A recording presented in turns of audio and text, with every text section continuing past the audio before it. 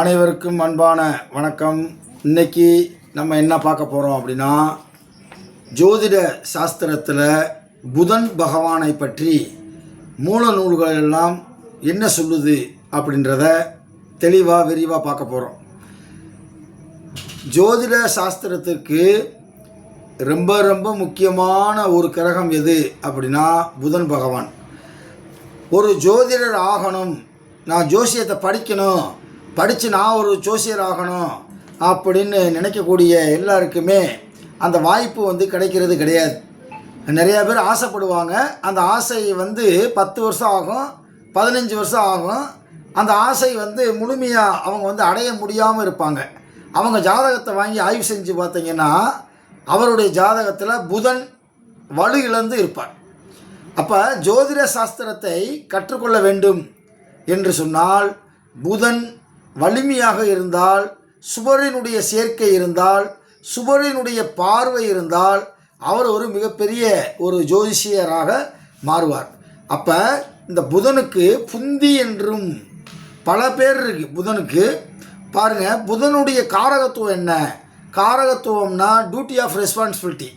அப்போ புதன் கிரகத்துக்கு என்னென்ன காரகத்துவம்லாம் இருக்குது அப்படின்றத 1934 வெளிவந்த கணிதாரம்பம் என்ற ஜோதிட ஆசிரியன் அப்படின்ற ஒரு நூல், இந்திய திருநாடு விடுதலை அடைகிறதுக்கு முன்னாடியே அந்த நூல் வெளியாகிருக்கு.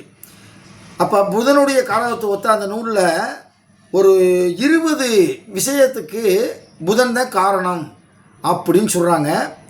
1 விஷ்ணு, 2 ரதமோட்டி, ரதம் ஓட்டி அப்படின்னா ஓட்டுநர், டிரைவர் அப்படின்னு வச்சுக்கலாம், இன்றைக்கி டிரைவர். 3 அம்மான், 4 வித்தை, வித்தைனா கல்வி. 5 பச்சை, பச்சை நிறம்லாம் ஒருத்தருக்கு பிடிக்குதுன்னா அவருக்கு புதன் அவருக்கு சப்போர்ட்டாக இருக்கார் அப்படின்னு அர்த்தம். 6 இளங்கன்று பிராணி. 7 வைசியம். 8 தனாதிபதி. 9 தூது செல்லல். 10 கணித வேலை. 11 ரதம். 12 நூதன கதைகள் ஜோடித்தல். 13 காவியம் செய்தல். 14 கூத்தாடல். 15 சோரம். 16 தாசி மோகம். 17 கண்டிகை வார்த்தை. 18 எல்லாம் அறிதல். 19 தரா. 20 வெந்தயம். பார்த்தீங்களா? அப்போ இந்த புதன் பகவான் எவ்வளவு டியூட்டி ஆஃப் ரெஸ்பான்ஸ், அவருக்கு எவ்வளோ ஒர்க் இருக்குது அப்படின்றத நம்ம பார்த்துக்குருவோம். இந்த புதன் ஒருத்தர் தான் லாபக்காரகன் அப்படின்னு சொல்லுவாங்க. குரு தனக்காரகன், புதன் லாபக்காரகன். அதாவது ஒருத்தர் பிஸ்னஸ் பண்ணுறாரு அப்படின்னா அவருக்கு 11ஆம் இடமும் புதனும் வலிமையாக இருந்தால் அவர் செய்யக்கூடிய தொழிலில் லாபம் கிடைக்கும். 11ஆம் இடத்தின் அதிபதியும் புதனும் 6, 8, 12 மறைந்தாலோ, அஸ்தமனம் அடைந்தாலோ, நீசம் பெற்றாலோ, பகை கிரகத்தோடு சேர்ந்தாலோ, அட்டமாதிபதியினுடைய பார்வை பட்டாலோ அவர்களுக்கு செய்யக்கூடிய தொழிலில் ஒரு பெரிய லாபம் அப்படின்றது இருக்காது. ஒரு தன்னம்பிக்கையை பயன்படுத்தி அவங்க என்ன பண்ணுவாங்க, ஒரு பிஸ்னஸில் இறங்குவாங்க. பேங்கில் நிறைய ரூபா லோன் வாங்கி போட்டு எப்படியாவது அந்த பிஸ்னஸில் ஜெயிச்சிடலாம் அப்படின்னு சொல்லி இறங்குவாங்க. அவங்களுக்கு இந்த அமைப்பு இல்லை அப்படின்னா நிச்சயம் அவங்க பிஸ்னஸில் வெற்றி அடைய முடியாது. குறிப்பாக அந்த புதனும் 11ஆம் அதிபதி 6, 8, 12 மறையக்கூடாது. 6 8 ஒளிந்திட்ட லாபக்கோலே வாராது செல்வம் தேடி வாழ்நாள் எல்லாம் வறுமையே மிஞ்சும் அப்படின்ற பாட்டு இருக்குது.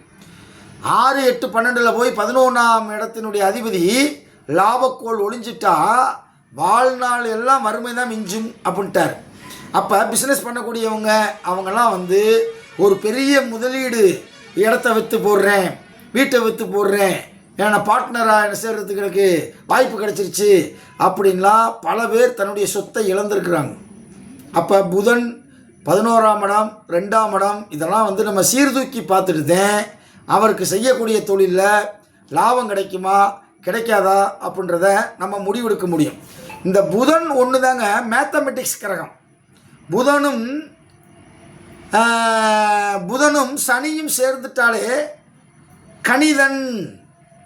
நான் ஏற்கனவே ஒரு வீடியோவில் சொன்னேன், சத்ரு இல்லாதவன். புதனும் சனியும் சேர்ந்துட்டாலே கணிதன்னா அவன் பிகாம், பிஏ, இன்ஜினியரிங் இந்த மாதிரி படிப்பாங்க. புதன் வளர்த்தவங்க பூராமே பார்த்தீங்கன்னா பெரும்பாலும் இன்ஜினியரிங்காக இருப்பாங்க. இன்றைக்கி நிறையா பேர் யாரை கேட்டாலும் இன்ஜினியரிங்.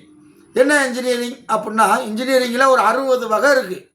ஏகப்பட்ட இன்ஜினியர் பிரிவு நிறையா இருக்குது. Motor mechanical, DC, EE, triple E, computer science engineering, robotic, petrol engineer, chemical engineer அப்படின்னு சொல்லி ஒரு 60 வகையான இன்ஜினியர் இருக்குது.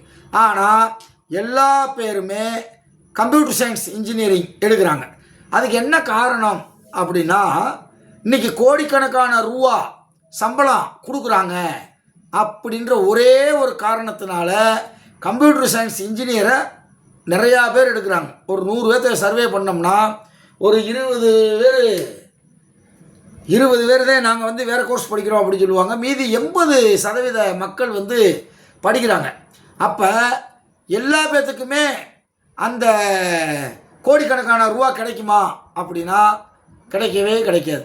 இப்போ உதாரணத்துக்கு எனக்கு தெரிஞ்ச ஒரு இன்ஜினியரிங் காலேஜில் கேம்பஸ் இன்டர்வியூ அப்படின்னு சொல்லி ஒன்று நடக்கும். அந்த கேம்பஸ் இன்டர்வியூவில் பார்த்திங்கன்னா ஒரு பொண்ணுக்கு 1 கோடி ரூபா, அதாவது மந்த்லி பேக்கேஜாக தான் பேசுவாங்க. மாதம் சம்பளம்னு பேச மாட்டாங்க. 1 கோடி ரூபா சம்பளம் அப்படின்னு சொல்லி அந்த பொண்ணை செலக்ட் பண்ணிட்டாங்க. அந்த பொண்ணு போய் எனக்கு இந்த வேலை வேண்டாம் அப்படின்னு சொல்லிடுச்சு.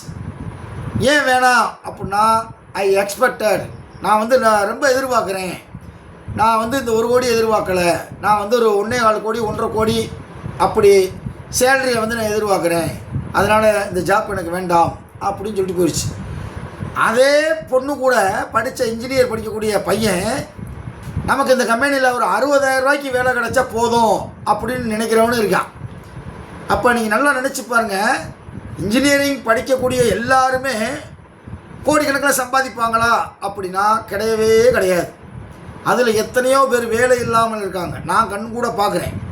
என்கிட்ட வேலை கேட்ட இன்ஜினியரிங் நிறைய பேர், எத்தனையோ பெற்றோர்கள் என் பிள்ளை இது படிச்சிருக்கு, பிஇ முடிச்சிருக்கு, கம்ப்யூட்டர் சயின்ஸ் இன்ஜினியரிங் படிச்சிருக்கு, ChatGPT படிச்சிருக்கு, ரோபோட்டிக் படிச்சிருக்கு அப்படின்னு சொல்லி ஏகப்பட்ட படிப்பு படிச்சுட்டு வேலை இல்லாமல் இருக்கிறவங்களும் இருக்காங்க. அதே நேரத்தில் 23 வயசில் இருக்கக்கூடிய ஒரு பையன் 1.25 கோடி வாங்குறான் சிங்கப்பூரில். நமக்கு தெரிஞ்ச பையன், நம்ம வீட்டு பக்கத்தில் இருக்கக்கூடிய பையன். இந்த அமைப்பெல்லாம் எல்லாத்துக்குமே இருக்குமா? எல்லாருமே அந்த 1 கோடி ரூபா 1.5 கோடி ரூபா சம்பளம் கிடைக்கும் அப்படின்னு சொல்லி ஓடிக்கொண்டு இருக்கிறாங்க. அப்போ எல்லாத்துக்குமே இது கிடைக்குமா அப்படின்னா கிடைக்காது. காரணம் என்ன அப்படின்னா, அந்த கம்ப்யூட்டர் சம்பந்தமான இன்ஜினியரிங் படிப்பை படிப்பதற்கு புதன் நல்ல வலிமையாக சுபரினுடைய சேர்க்கை, சுபரினுடைய பார்வை இருந்தால் போதும். ஆனால் 2ஆம் இடமும் 11ஆம் இடமும் யாருக்கு வலிமையாக இருக்கிறதோ அவங்க தான் அந்த 1 கோடி ரூபா 2 கோடி ரூபா சம்பளத்தில் போய் உட்கார முடியும். அப்போ புதன் நன்றாக இருக்கக்கூடிய எல்லா பேருமே இன்ஜினியரிங் படித்து முடிச்சுக்குவாங்க. பெரிய சம்பளம் கிடைக்கல அப்படின்னா அவங்க ஜாதகத்தை பூரா நீங்கள் ஆய்வு செஞ்சு பார்த்தீங்கன்னா 2ஆம் இடம் 11ஆம் இடத்து பூராமே டேமேஜாக இருக்கும். அப்போ அவங்களுக்கு ஒரு பெரிய பணமோ காசோ எதுவுமே அவங்களுக்கு வராது அப்படின்றத நம்ம தெரிஞ்சுக்கிறோம். இன்றைக்கி நம்ம இந்த வீடியோவில் முழுக்க புதன் கிரகத்தை பற்றி தான் பேச போகிறோம். இப்போ நான் பேசுகிறது புதனுடைய மையமாக வச்சு தான் சில கருத்துக்கள் சொன்னேன்.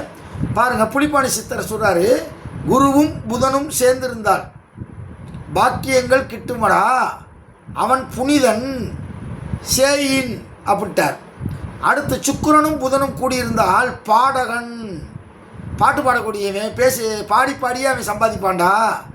பெரியோர் நேசன் அப்படின்னா என்னன்னா, விஐபியினுடைய தொடர்புகள் பூரா அவனுக்கு கிடைக்கும். சுக்கிரனும் புதனும் கூடியிருந்தால்.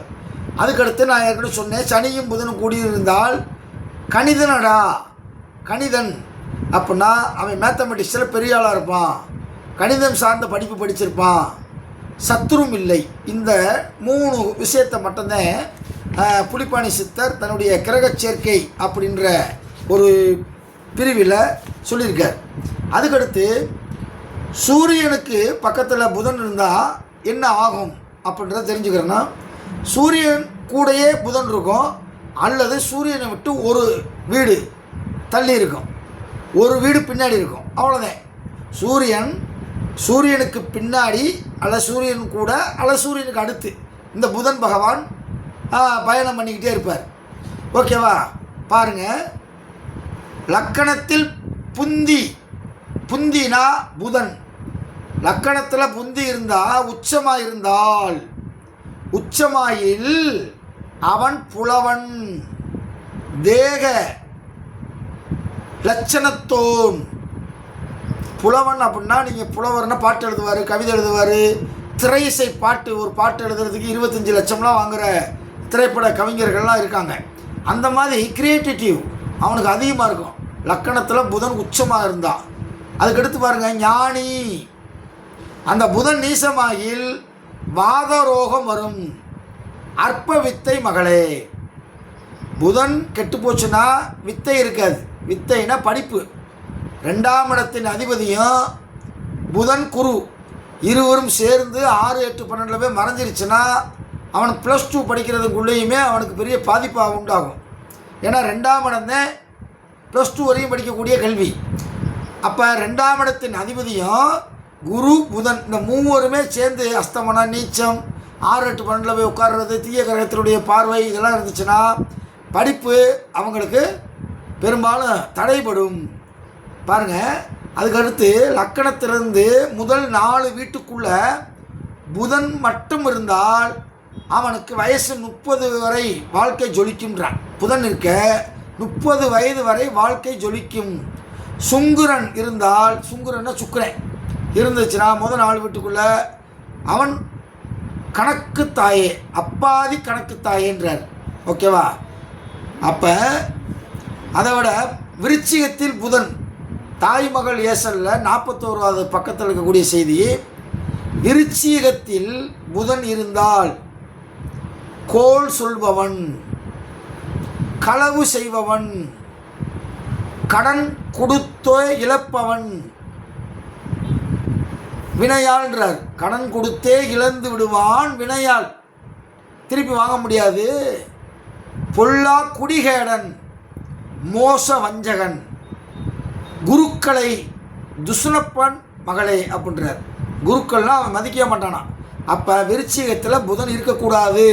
அப்படி இருந்தால் கோல் சொல்லுபவன், களவு செய்பவன், திருடனாக இருப்பான், அல்லது கடன் கொடுத்து தன் கடனை இழந்து விடுவான், அது கர்ம வினையால் அப்படின்றார். பொல்லா குடிகேடன், பொல்லாத குடிகடன்னா குடும்பம் நடத்துறதுக்கு அவன் சரிப்பட்டு வர மாட்டான் அப்படின்றார். மோச வஞ்சகன், குருக்களையும் துஷ்ணிப்பவன். அப்படின்னா குருக்கள்னால் அவன் சொல்லிக் கொடுத்த ஆசிரியர்களே அவன் ஒரு மதிக்க மாட்டான் அப்படிங்கிறார். பாருங்கள், சூரியனும் புதனும் சேர்ந்திருந்தால் அந்த தாய்மகள் ஏசலில் பக்கம் 41வது பக்கத்தில் எழுதுகிறாரு, பதிபோல வாழ்ந்திருப்பான் மனை மெத்த கரடி பரி இள்ளும் நல்ல பதி சிம்மம் தனுசு காளை மகளே என்றார். அவர் சிம்மம், தனுசு, காளை அந்த மாதிரி இடத்துலலாம் இருந்துச்சுன்னா இது சிறந்தது அப்படின்றார். புதன் ஒரு மனுஷனுக்கு உச்சமானா கனத்த பேரம் செய்ய வல்லோன் கடும் மொழியன் என்று உரைத்தேன் தாயே. புதன் உச்சமாக இருந்தால் கடும் மொழியன் அப்படின்னா அவங்க பேசக்கூடிய வார்த்தையெல்லாம் மென்மையாக இருக்காது, ஹார்டு வேர்ட்ஸ், கடினமான வார்த்தைகளை பேசக்கூடியவர்களாக இருப்பார்கள் அப்படின்னு சொல்கிறான். புதன், குரு, சுக்கிரன் இந்த 3 சேர்ந்துருச்சுனாலே மிகச்சிறந்த ராஜயோகம். மறையோர்கள் பாசன், நல்ல கலைமகளும் வாசம் செய்வாள், கர்த்தர் திருவடி கொள்வாள் மகளே. கர்த்தரே அவனுடைய திருவடியில் உட்கார்ந்துருப்பா அப்படின்றாரு. இது நல்ல கிரக சேர்க்கை. குரு, புதன், சுக்கிரன் இந்த 3 சேர்ந்து கேந்திரத்திலே திரிகோணத்திலே அமர்ந்துருச்சுன்னா அவனுக்கு கலைமகளும் வாசம் செய்வாள். அவன் உடம்புலேயே கலைமகள் அப்படின்னா ஏதாவது ஒரு திறமையில் அவன் டாப்பில் இருப்பான். அதைத்தான் சொல்கிறார், கலைமகளும் வாசம் செய்வாள். அதுக்கடுத்து பாருங்கள், குருவும் புதனும் 2இல் அமர அல்லது 2ஆம் இடத்தை பார்க்க அல்லது கேந்திரத்தில் வாசம் செய்ய உதித்தவர் ஆச்சார ரீதியாக அன்னதானம் அணித்து வருவர். தனக்கு பின் அது தொடர ஏற்பாடு செய்வர். அப்போ குருவும் புதனும் சேர்ந்து 2ஆம் இடத்தில் அமர்ந்துட்டாலோ அல்லது 8ஆம் இடத்தில் அமர்ந்தாலோ, 8ஆம் இடத்தில் அமர்ந்த கிரகம் நேர 2ஆம் இடத்தை பார்க்கும். அப்படி இருந்துட்டாலோ அவர் அல்லது கேந்திரத்தில் வாசம் செய்ய இருந்துட்டா அவங்க அன்னதானம் செய்வார்கள், அமுதளிப்பார்கள். அமுது அழிச்சிட்டு தனக்கு பின்னாடியும் இது தொடரணும் அப்படின்னு சொல்லி, எப்படி வள்ளலார் ராமலிங்க சுவாமிகள் இந்த பசிப்பிணியை போக்குவதற்கு இன்றைக்கி அந்த அடுப்பை பற்ற வச்சாரோ இன்றைக்கி வரையும் அது எரிஞ்சிக்கிட்டே இருக்குது. நானாக போய் அந்த அடுப்பு கிட்டக்கே போய் பார்த்துருக்கேன். நிறைய வரிசையாக அடுப்பு இருக்கும், அதில் அடுப்பு எரிஞ்சிக்கிட்டே இருக்கும், சாப்பாடு ஆக்கிக்கிட்டே இருப்பாங்க. அது மாதிரி தனக்கு பின்னாடியும் அது மக்கள்கிட்ட போய் சேரணும் அப்படின்னு நினச்சி வாழ்ந்துட்டு போவான்டா அப்படின்னு சொல்லி நவீன ஜோதிட சிந்தாமணியில் பக்கம் 130வது பக்கத்தில் இந்த செய்தி இருக்குது. அப்போ புதனுடைய சிறப்புகள் எப்படி இருக்குது பார்த்தீங்களா? உபஜயஸ்தானம் அப்படின்னு சொல்லக்கூடிய 3, 6, 10, 11 இந்த இடத்துல குரு, சுக்கிரன், புதன் போன்றோர் தீய கிரகம் தொடர்பின்றி அமர. தீய கிரகம் தொடர்பின்றி அப்படின்னா தீய கிரகம் சேரக்கூடாது, தீய கிரகம் பார்த்துடக்கூடாது. அப்படி இல்லாமல் 3, 6, 10, 11 குரு, சுக்கிரன், புதன் இணைந்திருந்து தீய கிரகம் தொடர்பு இல்லாமல் இருந்தால் அமர செல்வம், செல்வாக்கோடு சுகபோகம் பெற்று வாழ்பவராவார். பிறருக்கு பிறருக்கு உதவியும் செய்வார். நவீன ஜோதிட சிந்தாமணியில் பக்கம் 130வது பக்கத்தில் 197வது பாட்டில் இந்த செய்தி வருது. அப்போ புதனும் சந்திரனும் கூடி கேந்திரத்தில் தீய கிரகம் பார்க்க புத்தி மங்கி திரிவார் அல்லது நன்மை தீமை பகுத்துணரும் சக்தியற்று பலருக்கும் கொடுமையே செய்வார். நான் ஏற்கனவே சொன்னேன், புதனும் சந்திரனும் சேரக்கூடாது. அப்போ புதனும் சந்திரனும் சேர்ந்து கேந்திரத்தில் இருந்து தீய கிரகம் பார்த்துருச்சு, சனியோ செவ்வாயோ பார்த்துருச்சு அப்படின்னா அந்த திசாபுத்தி காலங்களிலே புத்தி மங்கி திரிவர். புத்திக்கு உரியவர் சந்திரன், புத்திக்கு உரியவர் சந்திரன். புதன் நுண்ணறிவுக்கு உரியவர். அறிவுக்கு உரிய கிரகம் குரு, நுண்ணறிவுக்கு உரிய கிரகம் புதன். அப்போ அறிவை மங்க வச்சிரும் அப்படின்றாரு. இது நவீன ஜோதிட சிந்தாமணியில் பக்கம் 130வது பக்கத்தில் பாடல் 196வது பாட்டில் இந்த செய்தி வருது. அப்போ மதிமயங்கும் மாந்தர் அப்படின்ற தலைப்பில் இந்த ஒரு பாட்டு, 8 வரி பாட்டு, அதை சுருக்கமாக அவங்க சொல்லிட்டேன்.